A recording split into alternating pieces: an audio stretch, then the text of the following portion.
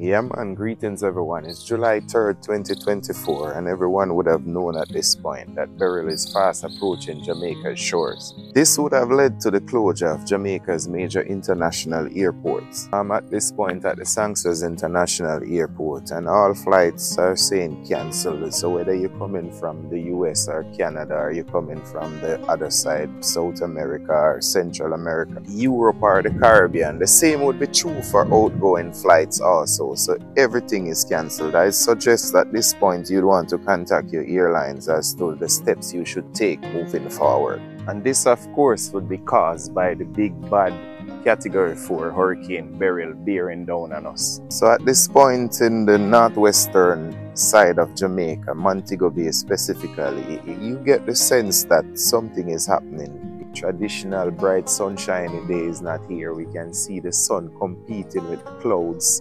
And there's just a sign that says to you that something is going downhill very quickly. The windy periodic gusts through the trees, unusual sounds and direction of the wind. As you see, the video will be displaying to you the MBJ airport this morning, July 3rd, 2024, and this would have been about minutes to 6 o'clock. So you see there's no movement at all in the airport. At this time on a normal day, there will be quite a lot of activity happening. Can't tell you how much I have prayed and hope for the best for my fellow Jamaican citizens and people living on the island as we go through this together.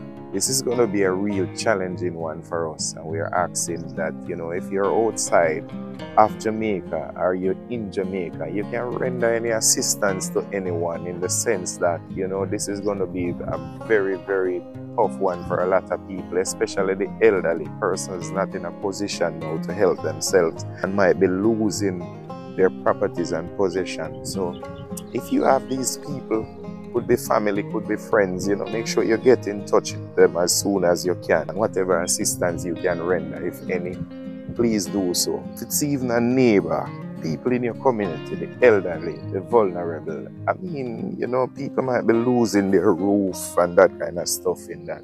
If you can render them assistance, if it's even shelter while we go through this together. That is what I am asking for at this point. I am not asking anyone for any donations or anything like that. It doesn't have to be monetary. So at this point, I have taken you to the other side of the airport and the airfield side. So as you can see, everything is gone. Even the Cessnas, which would have been in that area, those are taken away to safe shelter. I don't know where they are, but I just see that they're not in the regular spot which they used to be. And this, if you're going to use this to judge the seriousness of this system, I've seen many approaches of systems before, and these planes would have sit it out on that tarmac there. Not sure what will happen with this American airline. Is it that it's going to move out before the system actually hits? Or, the airport is closed, so there's nobody going in and out. So maybe just the crew might ferry it away from the islands before. Let's see how that one turns out though. A curfew has also been imposed on the island for the period when the storm is expected to pass over. So it is very important that you stay inside the premises until you are advised. You're in Jamaica at this point, and if you are, you might be having sunshine where you are, but don't be fooled by this. This system is coming and the weather is going to go downhill very fast. So secure yourself and secure your loved ones and all of that. This too will pass and we'll be able to pick up the pieces and move on. But for now, keep yourself safe.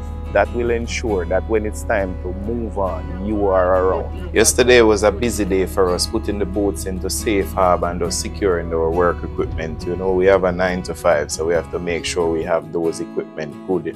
So we have something to go back to when this is over. Until we meet again, Stu is saying, continue to pray for us here in Jamaica as we take this one head on. Bless up.